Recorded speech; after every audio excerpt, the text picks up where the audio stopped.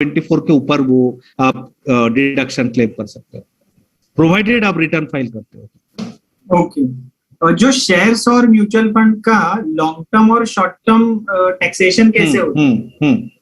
वो तो गौरव तुम भी बता सकते हो। सो बेसिकली क्या है कि आपका short term capital gain 15% equity में, चाहे वो इक्विटी शेयर हो या इक्विटी म्यूचुअल फंड हो, 1 साल के पहले मैंने बेच दिया और बेच के मुझे गेन हुआ तो 15% सीधा सीधा मेरा, चाहे कोई भी टैक्स ब्रैकेट हो, मुझे 15% मेरा प्रॉफिट के ऊपर टैक्स, मेरा गेन के ऊपर 15% टैक्स पे करना है।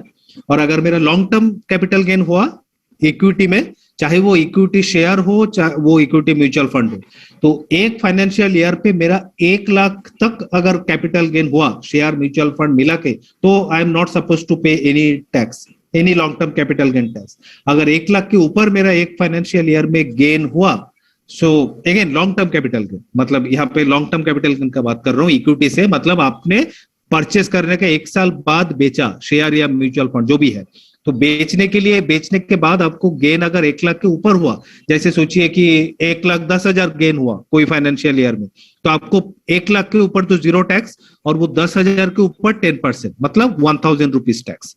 तो इन शॉर्ट, अगर मैंने किसी फाइनेंशियल ईयर पे शेयर या इक्विटी म्यूचुअल फंड मिला के वो साल पे मैंने long term capital gain book किया 1,10,000, तो आई एम सपोज टू पे 1,000 रुपी एज टैक्स, 10% ऑफ मतलब टोटल माइनस 1 लाख। और लॉन्ग टर्म में डेट फंड का लॉन्ग टर्म अलग हो जाता है, डेट फंड का शॉर्ट टर्म भी अलग हो जाता है। सो डेट फंड का शॉर्ट टर्म तो टिपिकल आपका इनकम टैक्स स्लैब, आप कौन सा स्लैब में आते हो, 30%, 20%, जो भी स्लैब में आप आते हो, वो स्लैब में आपका पूरा का पूरा debt fund short term capital gain tax होता है।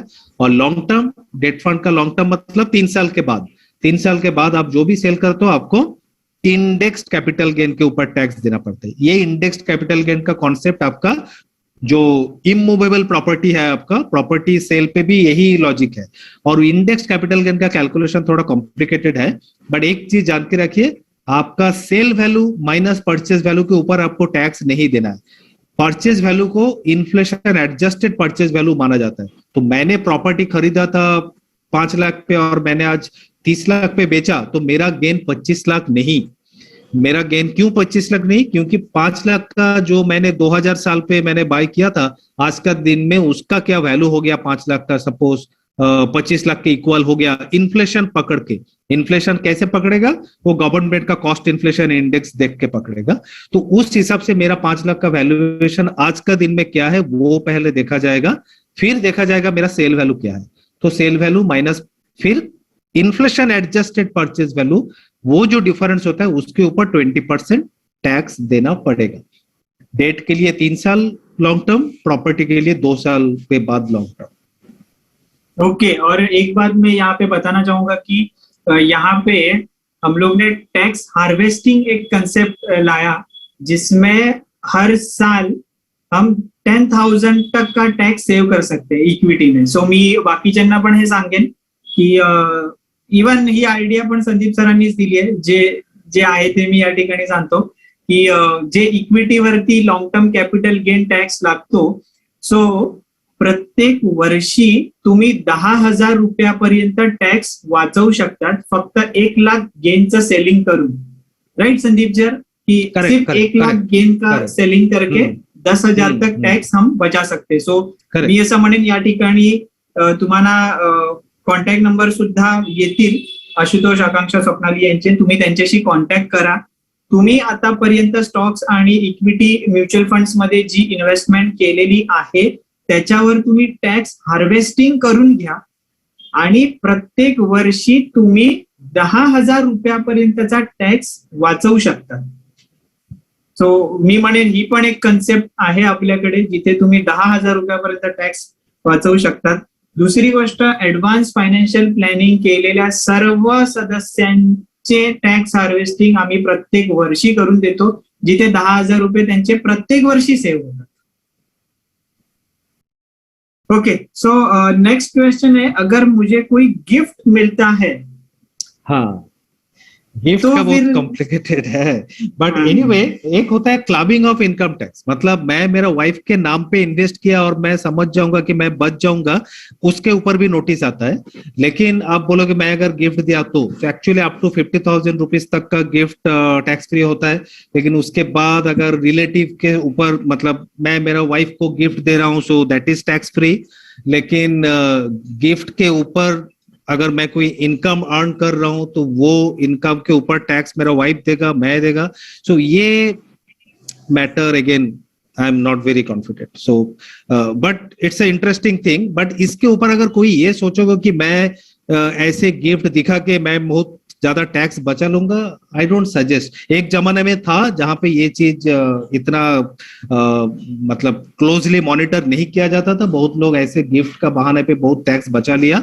बट आज के टाइम पे दैट इज वेरी डिफिकल्ट, क्योंकि आपने जिसको गिफ्ट दिया उसका भी पैन नंबर ट्रैक होगा, एंड फिर उसका होल्डिंग पैटर्न डिटेल, मतलब इतना आसान नहीं होगा। बट एनीवे गिफ्ट के बारे में थोड़ा और जानकारी लेके फिर बात कर। सो उसके बारे में मैं अभी कुछ ओके खास ओके information- ठीक है। सो दूसरा एक चीज जो अपना लिक्विड फंड होता है, राइट। हम्म सो लिक्विड फंड में हम जो पैसा डिपॉजिट करते हैं वो एक कुछ सर्टेन पीरियड के लिए होता है, या तो 15 दिन के लिए, या तो 2 महीने के लिए। तो जब भी हम वहां से कोई भी पैसा विड्रॉ करते हैं हम्म तो उसका टैक्सेशन कैसे होता है? अच्छा, that is again a debt fund, मतलब लिक्विड फंड भी आप ले लो तो that is debt fund. So debt fund का कैटेगरी में जो है वही है। सो उस पे भी आपका, इस पे एक चीज होता है बहुत जगह पे, मतलब लॉस सेट ऑफ हो सकता है। कैसे होता है, शॉर्ट टर्म कैपिटल गेन का, शॉर्ट टर्म कैपिटल लॉस आप शॉर्ट टर्म कैपिटल गेन के साथ या लॉन्ग टर्म कैपिटल गेन के साथ आप सेट ऑफ कर सकते हो।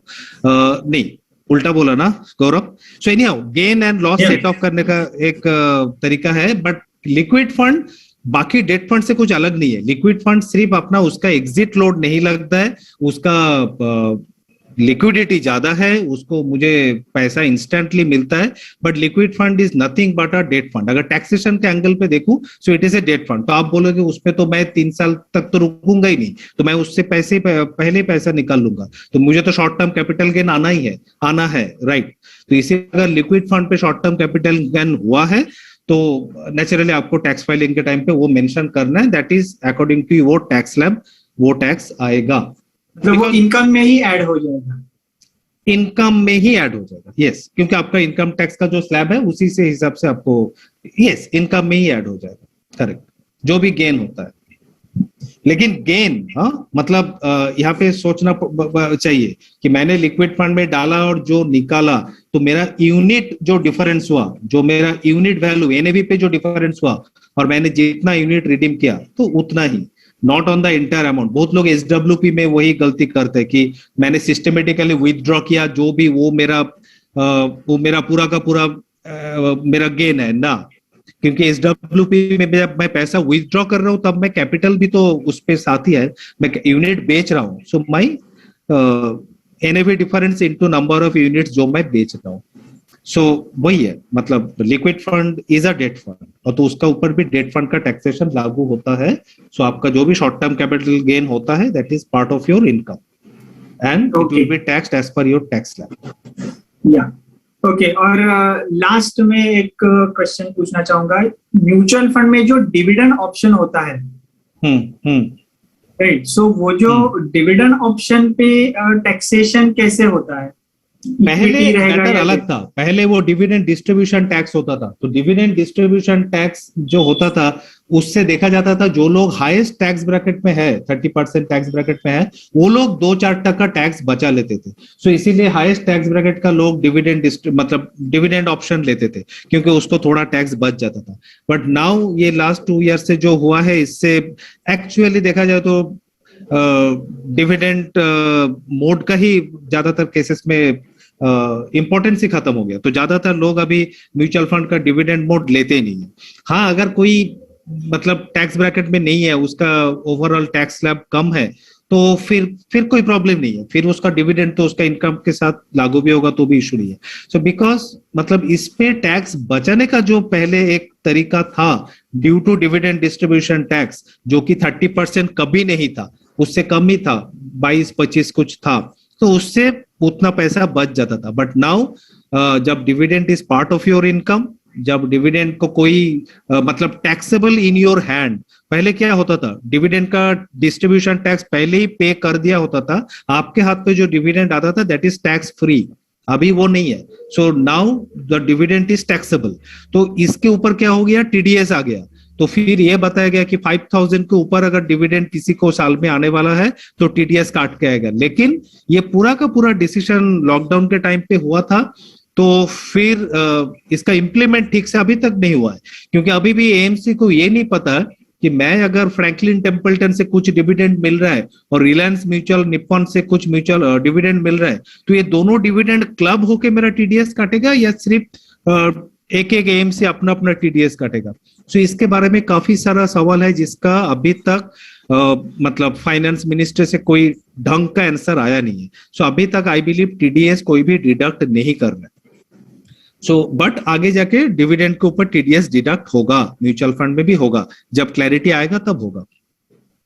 Okay okay. सो डिविडेंड मेरे हिसाब से मुझे तो डिविडेंड मोड लेने का कोई खास रीजन नहीं दिखता। अगर किसी को रेगुलर इनकम चाहिए, SWP is a far better option than dividend.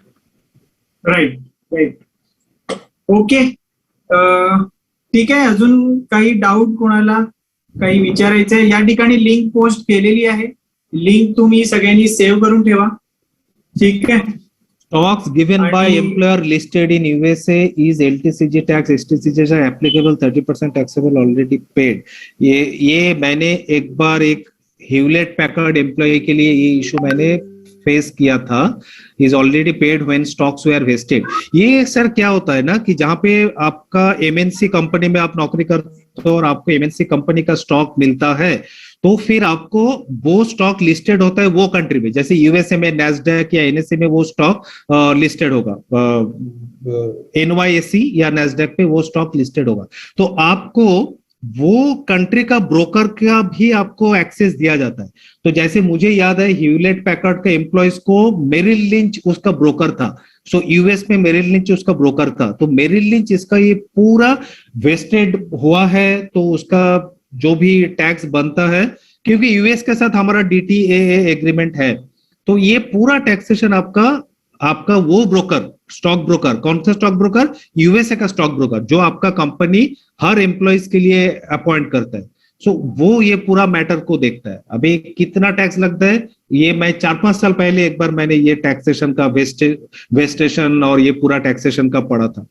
So dividend on shares TDS deducted sir, I don't know. So anyway, तो वो जो डिस्कशन कर रहा था कि यहाँ पे आपका कंपनी से बात कीजिए, एचआर एडमिन से, कि वो यूएसए का कोई ना कोई ब्रोकर के साथ आपका कंपनी जुड़ा हुआ है। मैंने तो देखा था मेरिल लिंच के साथ कोई भी ब्रोकर हो सकता है, सो वो ब्रोकर ये पूरा मैटर आपको हैंडल करके देगा, and that is how it is. क्योंकि यूएसए का टैक्सेशन बहुत डिफरेंट है, क्योंकि यूएसए का टैक्सेशन इंडिया के जैसा नहीं है। इंडिया में पूरा इंडिया का एक सेंट्रल टैक्सेशन होता है, यूएसए में 50 स्टेट है, 50 स्टेट्स, तो वो आपका एटलांटा का टैक्सेशन अलग है, कैलिफोर्निया का अलग है, सैन फ्रांसिस्को का अलग है।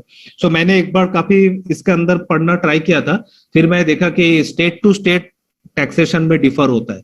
सो बेटर है कि यूएसए का ब्रोकर से ही ये पूरा कंफर्म करना, क्योंकि यहाँ पे Google is not a very reliable source, taxation का मैटर पे Google is not a very reliable source। आप उस बेसिस पे कुछ डिसीजन लेना सही नहीं होगा।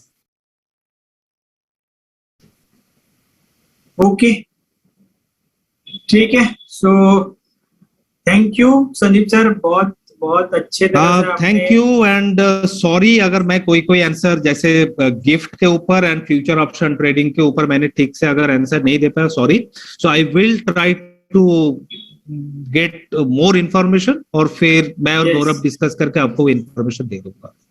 येस येस, थँक्यू सगळ्यांना। आणि लिंक पोस्ट केलेली आहे, परत एकदा येईल लिंक, सगळ्यात पहिले तर me thank you from my side कि मतलब टैक्सेशन जैसा बोरिंग टॉपिक पे इतना लोग इतना टाइम से आप लोग ऑनलाइन पे हो, ये मुझे बहुत अच्छा लग रहा है. मतलब that is itself is a very good thing.